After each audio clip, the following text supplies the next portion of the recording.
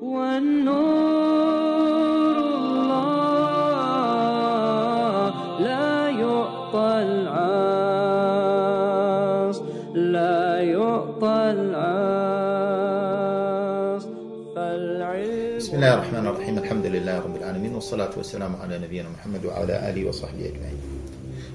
Let us start to discuss the masail of Usul al-Fiqh themselves. Let us get into Usul al-Fiqh, the principles of jurisprudence. As we said in the previous episode, we said that Usul al-Fiqh is a set of rules, principles that enable us to extract the rulings from the sources. And we said that the main topics of Usul al-Fiqh are the sources, the tools, and the outcome, which is the categories of rulings. Now, those categories of rulings, what are they? They are the end product, where we are going to end up with. And that's why, as we said in the previous episode, many books of Usul al-Fiqh start to define them because they want to highlight where we are going to end before we draw the plan to end up with that. Start with the end in mind, as we said.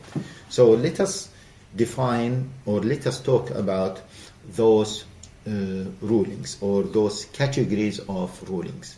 We called them as the types of religious duties, or the types of religious responsibilities, or you can say the responsibilities, because al-insan mukallaf. Al-insan mukallaf. Religious may be limited to religion with the Western connotation of religion, which is separated from the life in general. That's why maybe we can say religious types of duties. Types of duties. You can say, for more explanation, type of religious duties or types of religious duties and responsibilities. Now, the human being is either obliged to do something or obliged to stop doing something, or he is recommended to do something, or he is recommended to leave something, or it is neutral. He can do it, he can't do it. Yeah? If you look at any human being, and in general, whether we are talking about Islam or we are talking about just normal life, either you are obliged to do something, or you are obliged to stop it or not to do it, or you are highly recommended to do something. You are not obliged to, but it is good to do it, or it is bad to do it. It is not prohibited, or sometimes it is permissible. It is up to you. Even in the legal theory, non-Islamic legal theory, there are 5 types of obligations or prohibitions, or 5 types of responsibilities. Either you must do it, or maybe you must abstain from doing it, or you must not do it, or it is recommended to do it, or it is recommended not to do it, or the 5th one, which is neutral. Now, even the rational argument comes up with these 5 types. Now, these 5 types are, again, the first one is obligation. You must do it, which is the obligatory act, the obligation. The second type is prohibition, which is you must not do it. It is prohibited to do it, the prohibition. The third one is you need to do it. It is good to do it. You are recommended to do it, but it does not reach the level of obligation. So it is the recommendation. And the 4th one, it is the opposite of recommendation, which is recommendation of not doing it, which is dislikeness. Okay? And the 5th one is the permissibility. Now these, as I said, they are the main types of duties regarding within any legal theory, and of course they are the five main they are the five obligations or duties from an Islamic perspective. They are the five duties from an Islamic perspective. Again, let us talk about them from an Islamic perspective. The first one, acts or statements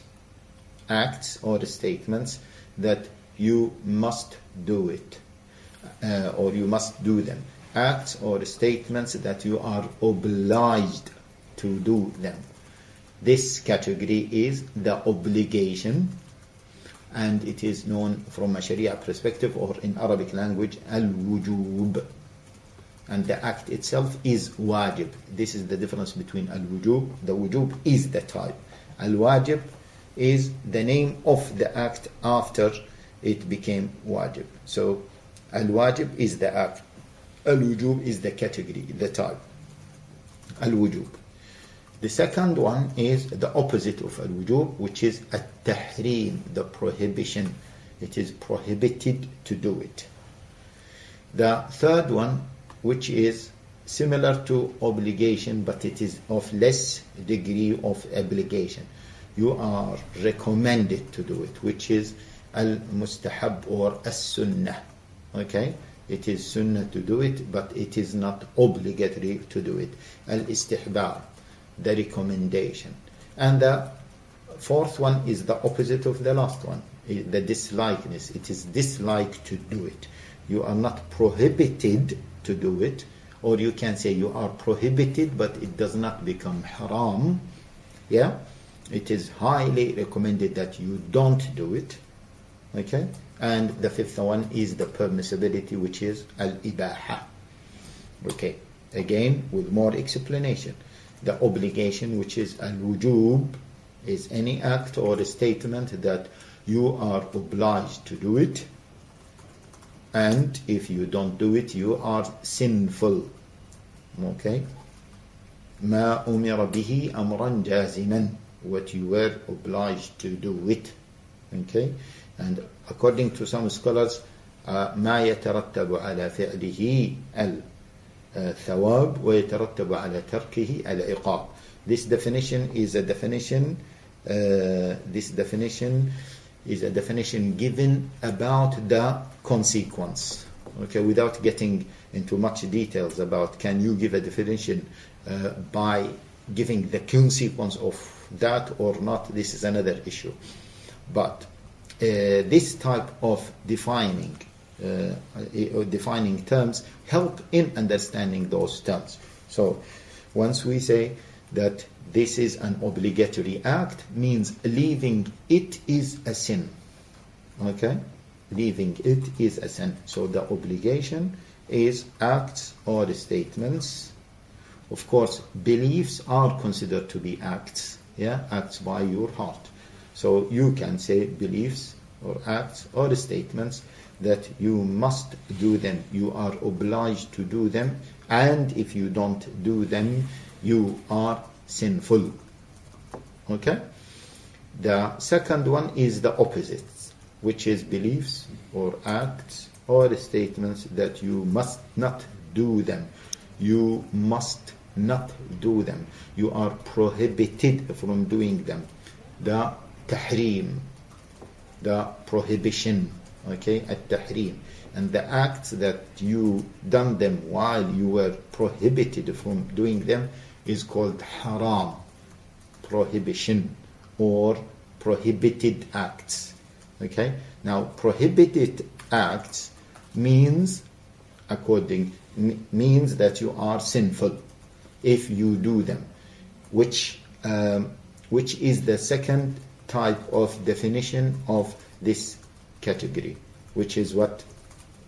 التحريم ما يعاقب على فعله, or ما توعد بالعقاب على فعله. What you will be sinful if you do it, and you are subject to punishment for it.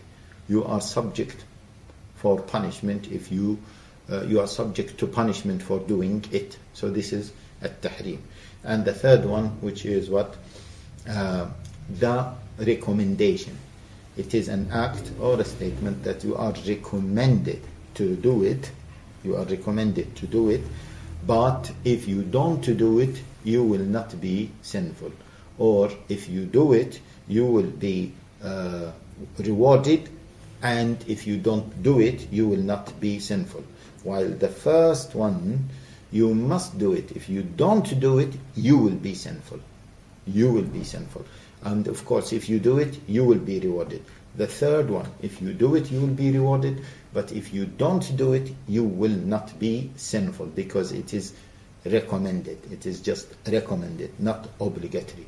Now, the opposite of the third one is the fourth one, which is al-makruh, or the disliked act, or dislikeness, al-karaha. The disliked act is any act or statement that you should abstain from it, you should leave it. However, if you don't leave it, you are not sinful. And if you leave it for the sake of Allah Jalla wa Ala, you will be rewarded. So it is any act or a statement that you are recommended not to do it, okay, but you are not obliged not to do it. It is prohibited, but that prohibition will not lead to sinning, yeah, and it is highly recommended that you leave it, and if you leave it for the sake of Allah Jalla wa Ala, you will be rewarded. Now, the fifth category is what? It is an act or a statement that is neutral. You don't need to do it, you don't need to abstain from it, it is up to you, okay? It is absolutely fine on either way. It is absolutely neutral, which is the permissibility. Okay, the permissibility. However, the fifth type, it itself is permissible. However, if you do it in order to get into the obligation, then it becomes obligatory. You are permissible to walk, but if you walk to go to the obligatory salah, to the masjid, and the masjid is near to you, so your permissible act becomes wajib, because it is linked or leads to wajib, it leads to obligation.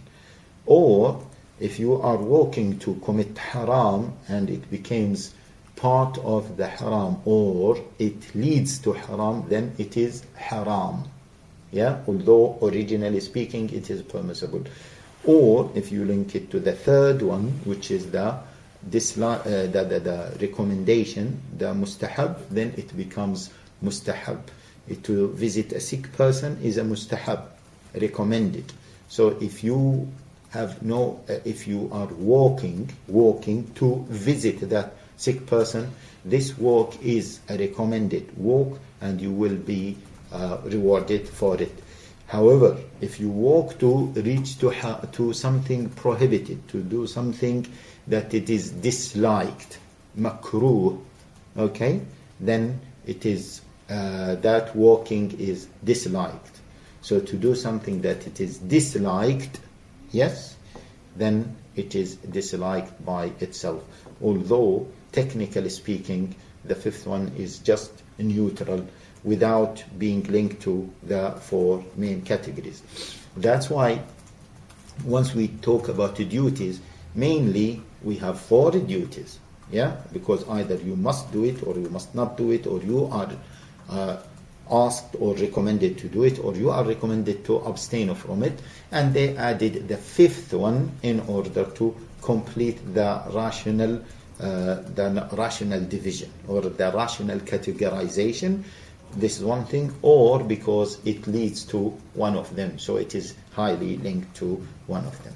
So these five types are considered to be al-ahkam al-taklifiyya. Please remember this, al-ahkam al-taklifiyya, the religious duties or the religious responsibilities, or you can say types of duties, yeah, types of duties in Islamic jurisprudence. Okay, now these are the types of duties. this is the first categories of, as they say in Usul al-Fiqh, al-Ahkam, types of duties. There are now rulings that Allah Jalla wa Ala linked them to these duties or responsibilities. Yeah? Ahkam that Allah Jalla wa Ala linked them to these duties.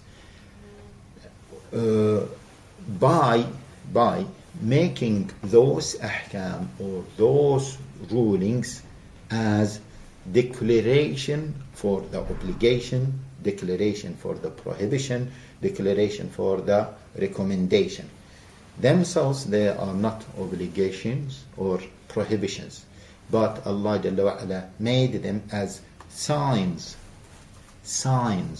declarations, conditions, causes, or even obstacles, hindrances for the duties. So those duties, in some cases, are based on causes, they are based on conditions, they are based on effective causes, they are based, or they should, or they will be stopped because of hindrances.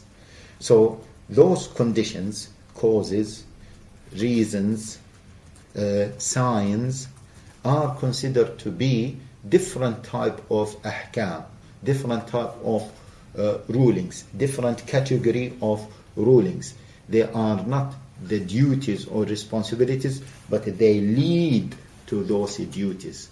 The duties, in many cases, not in all cases, the duties in many cases are linked to them, based on them, they sit on them. For example, the salah is obligatory, but this obligation of salah is based on certain conditions. Okay? Certain conditions. What are those conditions? One of those conditions is the person is sane. So if the person is insane, he is not obliged to pray. Okay? If the person does not have wudu, the prayer is not acceptable. So his prayer will be invalid. So the invalidity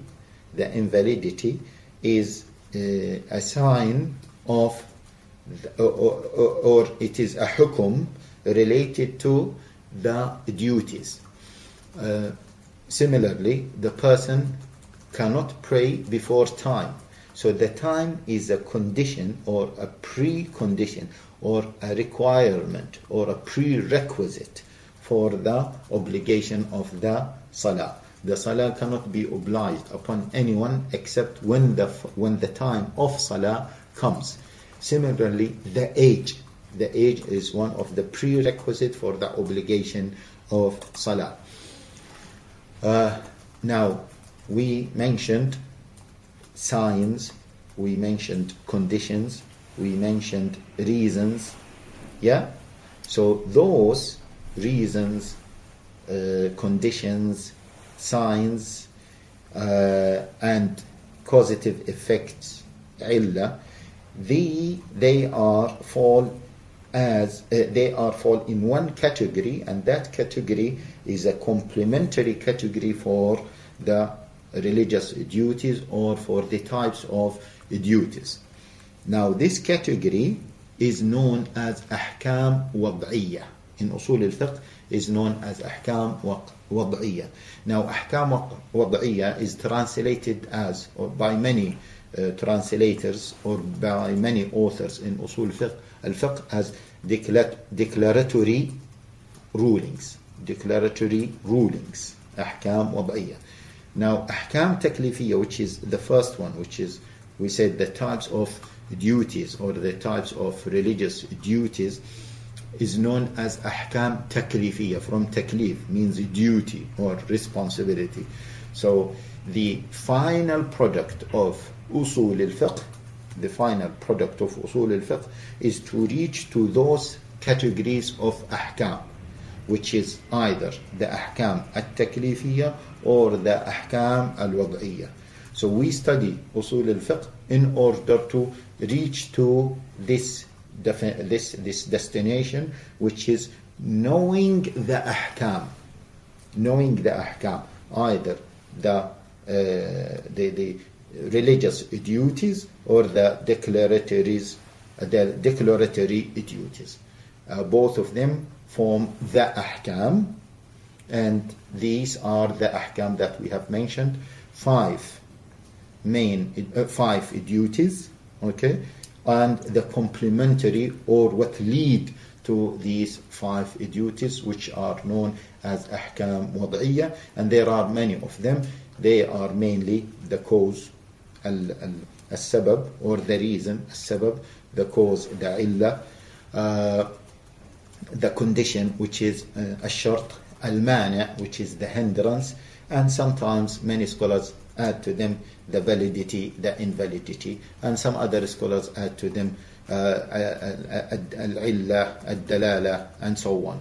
They add to them some other types of those declaratory rulings. I think the matter, inshallah, is clear by now. Jazakallah khair, and inshallah keep revising, and as I said from the beginning, just to try to visualize the three main topics, and whenever we discuss any topic, try to visualize it and revise it in your mind before we proceed to the next topic. Jazakallah khair. Assalamu alaikum.